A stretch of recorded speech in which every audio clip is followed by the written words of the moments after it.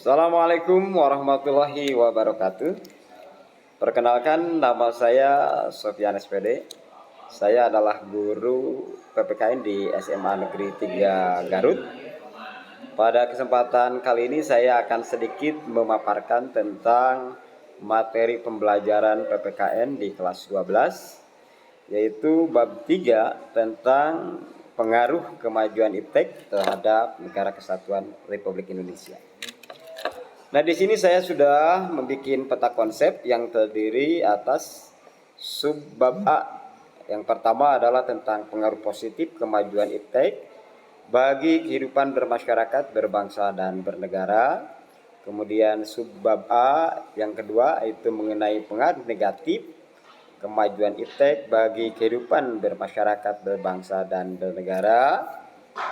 Selanjutnya subbab B ini berkaitan dengan membangun sikap selektif dalam menghadapi kemajuan iptek, dan terakhir adalah mengenai proyek kewarganegaraan. Adapun kegiatan pembelajaran dilaksanakan dengan berbagai pendekatan, yaitu saintifik, kemudian PPK, literasi, kemudian critical thinking, creativity, collaboration and communication, atau yang disebut dengan 4C. Selanjutnya berkaitan dengan pengaruh perkembangan iptek. Di sini saya sampaikan ada dua dampak yang terjadi, yaitu dampak positif dan dampak negatif. Adapun dampak positif di bidang ekonomi, yang pertama adalah makin meningkatnya investasi asing atau penanaman modal asing di negara kita. Yang kedua, makin terbukanya pasar internasional bagi hasil produksi dalam negeri. Yang ketiga adalah mendorong para pengusaha untuk meningkatkan efisiensi dan menghilangkan biaya tinggi. Kemudian yang keempat adalah meningkatkan kesempatan kerja dan devisa negara. Yang kelima, meningkatkan kemakmuran masyarakat. Dan yang terakhir, yang keenam, yaitu menyediakan dana tambahan untuk pembangunan ekonomi. Lalu bagaimana dengan dampak positif di bidang budaya? Nah, di sini saya sampaikan pertama adalah kemudahan akses informasi. Kemudian yang kedua adalah kemudahan akses nilai-nilai. Dan yang ketiga adalah kemudahan kebiasaan atau etos. Lalu kembali kepada dampak negatif dalam aspek politik. Yang pertama adalah terjadinya terorisme. Yang kedua adalah adanya radikalisme, dan yang terakhir adanya hoax.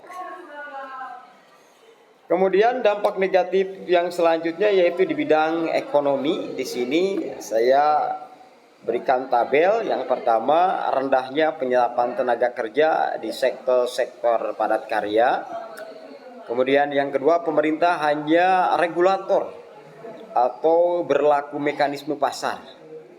Kemudian yang ketiga, Indonesia dibanjiri oleh produk asing akibat perdagangan bebas yang tidak mengenal adanya batas-batas negara. Kemudian yang kelima adalah membanjirnya investasi asing yang menguasai sektor-sektor vital. Dan kesemuanya ini menimbulkan kesenjangan sosial diakibatkan oleh adanya persaingan bebas.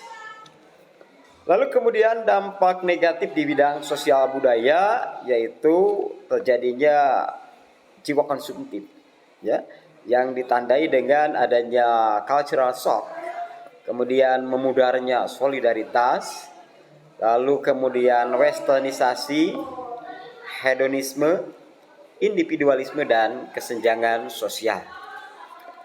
Kemudian terakhir di sini dampak negatif di bidang hukum dan HANKAM, yaitu terjadinya anarkisme, kemudian terjadinya hacker atau kejahatan di dunia maya, dan yang terakhir adalah pelanggaran batas wilayah negara.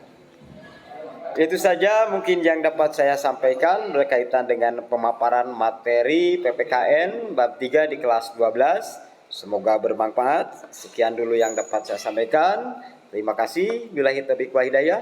Assalamualaikum warahmatullahi wabarakatuh.